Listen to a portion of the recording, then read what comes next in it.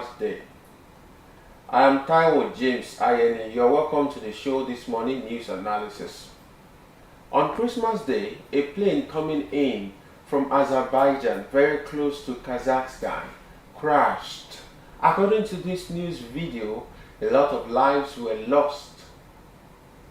New this morning, at least 29 people have survived a fiery crash of a passenger plane in Central Asia. At least 2 of those survivors are children, but dozens of other people who are also on board are feared dead. And we do want to warn you, this next video you may find disturbing. In it, you can see first responders and civilians rushing to help at the crash scene. Bloodied passengers emerging from the wreckage and the front portion of the plane missing. CNN's Nada Bashir is in London with the latest. Well, Kate, the Azerbaijan Airlines flight was travelling from the Azerbaijani capital Baku to Grozny in the Russian region of Chechnya, but it was forced to make an emergency landing around 2 miles from the Kazakh city of Aktau. Now, videos circulating from eyewitnesses and those nearby the crash site shows that the plane was circling the airfield somewhat erratically before the crash, then bursting into flames as it hit the ground. Now, emergency response teams were quickly at the scene, and remarkably, there were a number of survivors, including at least 2 children, according to authorities, with video showing some of those injured emerging from the wreckage. But this is a moment of huge tragedy for those that did not survive. According to authorities, there were 67 people on board the flight, including 5 crew members. Preliminary reports, according to Russian aviation authorities, suggest that the pilot was forced to attempt an emergency landing following a bird strike. However, investigations are still ongoing. Kate. We're beginning this hour in Kazakhstan, where authorities now say at least 38 people are dead after an Azerbaijan Airlines plane crashed and burst into flames. Though there were 29 survivors, including 2 children. 11 are currently in critical condition.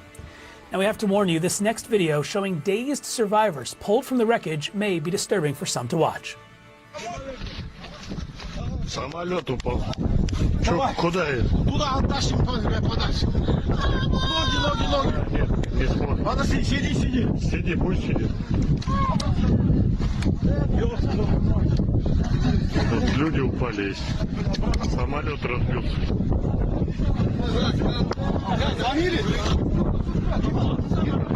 Прикинь, какая тема. And in this video right here posted to social media, you can actually see the plane descending to the ground and what appears to be the moment of impact. A Russian aviation watchdog says preliminary information suggests the pilot tried to make an emergency landing after a bird strike. Last hour, I spoke with CNN transportation analyst Mary Schiavo about the new developments. Here's some of that conversation. Well, what I'm seeing is it has to be more than a bird strike because the plane did not have what's called pitch control. In other words, how many degrees up or down the nose is. How much is the nose pointed up or how much is it pointed down? So it obviously had some damage to the pitch control, which could be from the trim system, which helps the pilot keep the nose in the right place up or down, or the elevator, which is in the back of the plane. So there had to be something additional going on. Also, there's unconfirmed reports that the pilot had done what's called squawking. In other words, you put your radio, you put your equipment on, and it sends a certain signal, which is 7700, which says you've got a serious onboard problem. And then also when looking at a publicly available flight radar system online, you can see that the pilot fought with this plane for some time before choosing to land it at another airport. And so this wasn't something that happened and then the plane was brought down. For example, on landing, you hit a flock of birds. And the altitude makes me wonder, would the birds been at that altitude? But the pilots really fought with this plane for some time and then did a figure 8 before landing. They did 2 circles and then tried to land. So it appeared that they were trying to gain control of this aircraft and really put quite a fight up on this Embraer 190. That's remarkable that you can, just by looking at some of that publicly available flight data, tell what that story may have been as it was playing out. Mary, though, at least 29 people, as far as we understand, survived this crash, though. That seems truly extraordinary. Well, and it's reminiscent of other, accidents that we talked about here on CNN, or that I've worked as an aviation lawyer and doing investigations, and we see crashes, more and more crashes where people survive because of the safety features built into aircraft. They're less, there's more survivability, there's less flammability, the ability to get out. And we have actually seen many crashes where the plane was completely destroyed, and in several cases everyone got off, or in some cases there were just a few deaths, including cartwheeling like this as the plane did when it came in. And there are pictures circulating showing holes punctured in the fuselage, and some people are saying, well, that looks like bullet holes. Actually, in doing accident investigations, I can tell you that looks like damage from the explosion of the aircraft when it exploded on the ground. So those don't look like bullet holes to me on the pictures that are circulating around.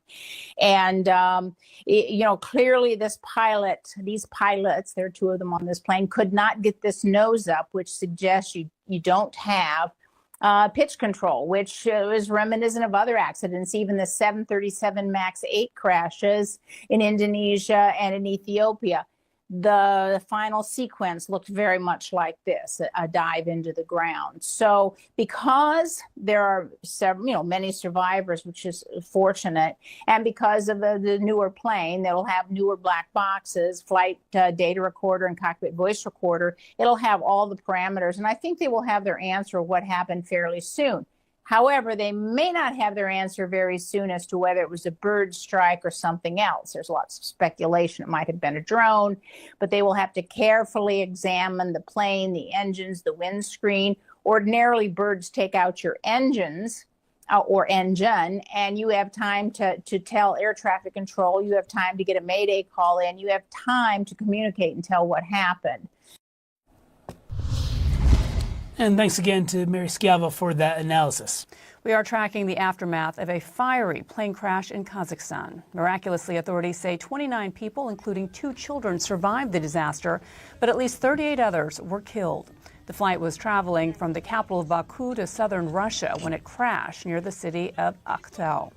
One witness said bloodied survivors emerged from the wreckage of the plane, which burst into flames as it hit the ground. An aviation watchdog says a bird strike may be to blame for the emergency, but the cause of the crash is still unknown.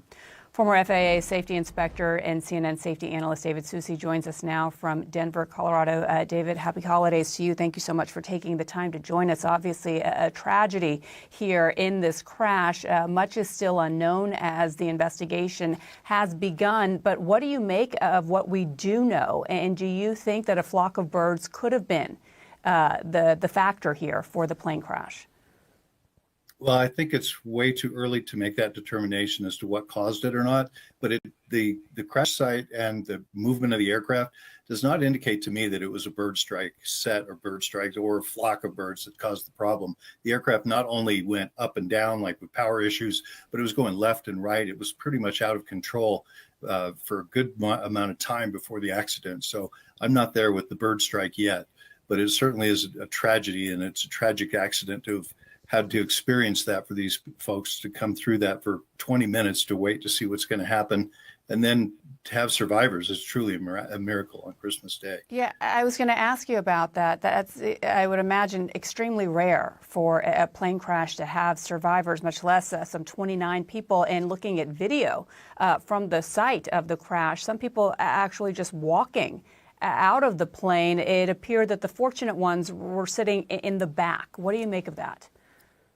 Well, this particular flight path and the nose down attitude of the aircraft when it hit the ground, it quickly broke in half. And so what happens is the energy. Some have commended the pilots for fighting so hard that the plane landed even that way. Because looking at the video, you would notice that the plane was going directly, the mouth was pointing to the ground directly. But so they've commended him for being able to ensure that the plane landed even the way it did. Some analysts have said that if not for his efforts and his courage, that the fatalities would have been more than that, and there would have been more deaths and casualties. much like like you said, it's very rare, but in the Sioux City accident, which is many years ago, the aircraft did something similar, which is where the tail breaks off of the aircraft. So all the energy from that impact is transferred and absorbed by the front part of the aircraft, wings forward. The tail of the aircraft, you can see in some of these videos, is a long distance from where the initial impact site is. And that energy is all dissipated by the time it comes to rest. There are survivors, in this case, 22 survivors that were able to walk away from that tail section. This is Azerbaijan Airlines. The last major episode that they experienced was in 2005 when an AN-140 plane crashed shortly before takeoff, killing 18 passengers. It's known to have a pretty strong safety record, flying in and out of the EU and meeting their standards there. It's an Embraer 190 plane. What are investigators going to be looking at as they try to put the pieces together with the black box in particular? Well, as you said, Azerbaijan is one of the top safety airlines in the world, really. They've done a great job of keeping their safety record up. The next steps on this is, because it's a modern aircraft, there will be flight recorders, there will be data recorders. Everything that needs to be recorded from that flight will be on there, and we'll be able to get some information out of there as soon as the investigation is concluded. But that would be the start. Of course, the first thing on any accident site you do is the safety of those survivors and the passengers there. And secondarily, you can see that there's the videos, a lot of people coming up to help and assist. And there are a lot of hazards and dangers there. And you notice a lot of them are not wearing masks or don't have protective gear on. And so the safety of those folks is really important as well. So the managing the site is what they're focused on right now, is to make sure that everyone's safe that is there and clearing that area out. The next steps of this is going to be continuing to make it secure and safe, and then due respect to those folks who have passed or in the accident. Those have to be taken care of as well, respectfully. Yeah, later today, after the crash, the Azerbaijan Prosecutor General's office said in a statement that it opened a criminal investigation. In terms of investigating how this happened, in addition to the black box, do you expect investigators to be perhaps speaking with surviving passengers, given how rare that was, just to get more insight into what happened, perhaps the moment before the plane actually crashed? Yeah, the difficult thing about interviewing survivors is that the stories are going to be very, very different, and they can actually dissuade you from a certain investigation. So it's important the investigators look to the facts and keep it that way. With regard to the criminal investigation, Azerbaijan and the folks in that region do see every aircraft accident as a criminal investigation. That's how they start it. In the FAA, we don't do that. We don't bring in the FBI or anybody else until we see other issues that have to do with other than the aircraft operations or the mechanics of it. So over there, that's not uncommon for them to open it as a criminal investigation. That is an important detail to note. David Soucy, thank you again for joining us. Really appreciate the time. Of course, thank you. We begin this hour with that breaking news of a deadly plane crash in Kazakhstan. Authorities say at least 38 people are dead after an Azerbaijani Airlines plane crashed and burst into flames earlier today. Stunningly, nearly half of those people on board, 29 people, survived, including 2 children. 11 are currently in critical condition. Now we have to warn you, this next video showing dazed survivors pulled from the wreckage may be disturbing for some to watch. Самолет упал. Чё, куда это? Туда оттащим подальше. Ноги. Не смотрит. Подожди, сиди. Сиди, пусть сидит. Тут люди упали. Самолет разбился.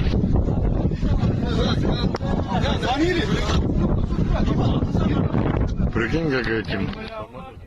Just terrifying. And in this video right here posted to social media, you can see the plane descending to the ground and what appears to be the moment of impact. CNN aviation analyst and former NTSB managing director Peter Goals joins me now. First, Merry Christmas. Thank you for coming on this holiday to discuss this really scary event. Russia's aviation watchdog said that the preliminary information suggested the pilot had decided to make an emergency landing after a bird strike. You've seen the video now. What's your assessment? Well, these planes, the Embraer, is a excellent aircraft with a strong safety record, and Azerbaijan Airways has a good safety record. If it was a simple bird strike, losing one engine, that's really not a threatening situation. It's a challenging one. But these planes are designed to fly on one engine. Pilots train one engine flight all the time. Something else happened and caused this terrible fatalities and this terrible accident. If it was an uncontained engine failure caused by a bird being ingested, you would see parts of the engine coming apart, perhaps impacting the aircraft, impacting the flight control systems, and that would be a very difficult situation. And I saw some indications of an uncontained failure in the tail's videotape of the tail. There was some impact marks like shrapnel in the tail of the plane, which might have indicated that. You know, Peter, one of the things that stood out to me was remarkably, at least 29 people actually survived this crash. What does that tell you about what happened here? Well, first of all, it tells you two things. One is that aviation safety has come a long way. And one of the strongest steps towards surviving these kinds of accidents is the requirement that seats be able to withstand impact of 16 Gs. That means that you're in your seat, you have a terrible wreck like this, you're not being thrown out, and you have the chance to walk away. That's just extraordinary. And I think that's the real message from this kind of accident.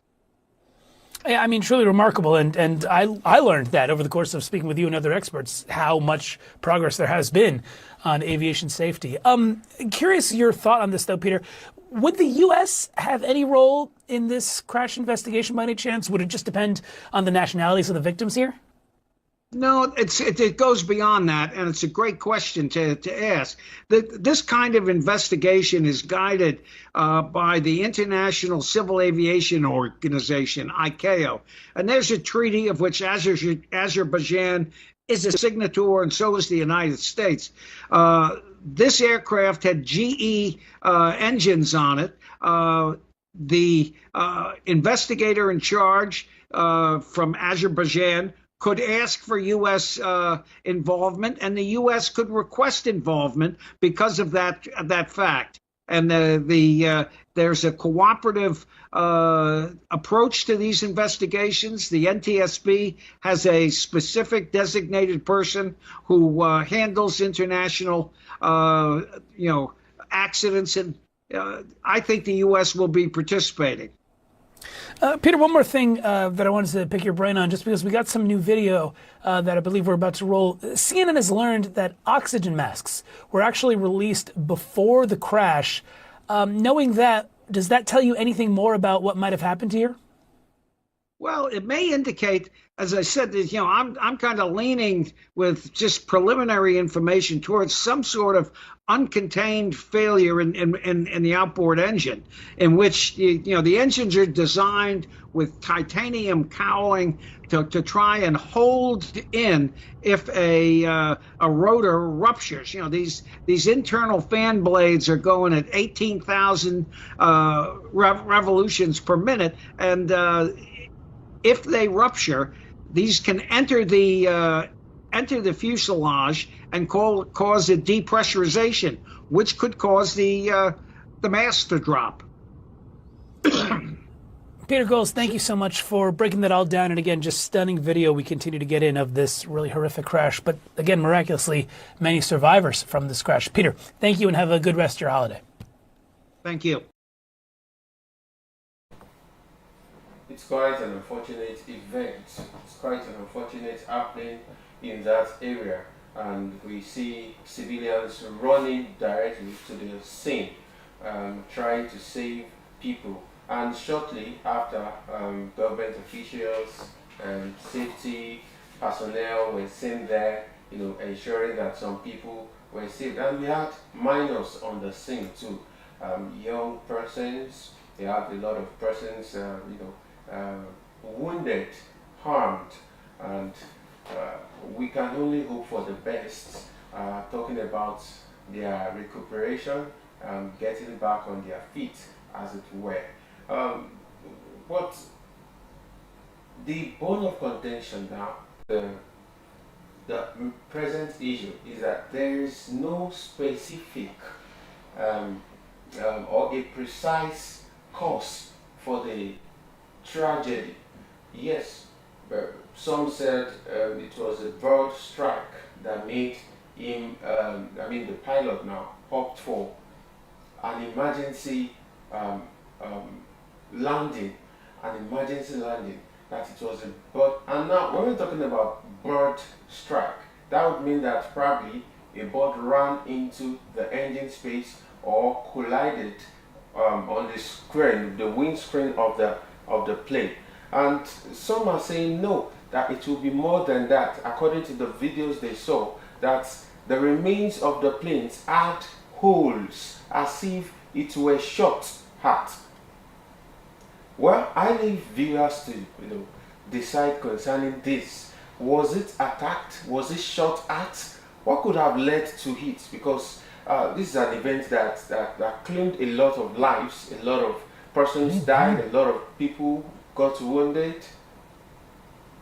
Yeah, we can only send our condolences to their families, to the government of Azerbaijan and Kazakhstan too.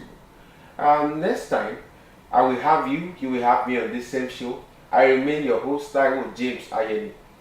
Bye for now.